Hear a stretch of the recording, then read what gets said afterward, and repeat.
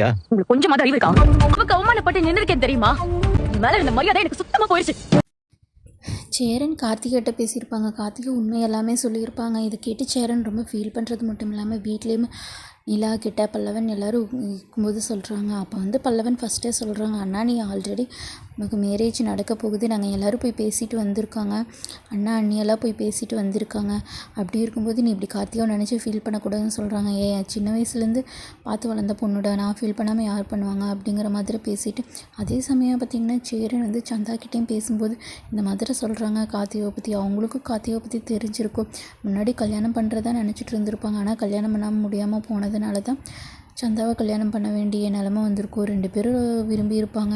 இதெல்லாம் தெரிஞ்சுட்டு சந்தா வந்து யோசிக்கிறாங்க, இப்போ நான் வந்து அவரோட வாழ்க்கையிலேருந்து போயிட்டோமே, கார்த்திகா கல்யாணம் பண்ணாலும் பண்ணுவாங்க அப்படிங்கிற மாதிரி யோசிச்சுட்ருக்காங்க. அதே சமயம் சந்தாக்கும் இங்கே ப்ரெஷர் அதிகமாகிட்டே இருக்கு. வீட்டில் அவங்க பார்த்த மாப்பிள்ளையை கல்யாணம் பண்ணணும்.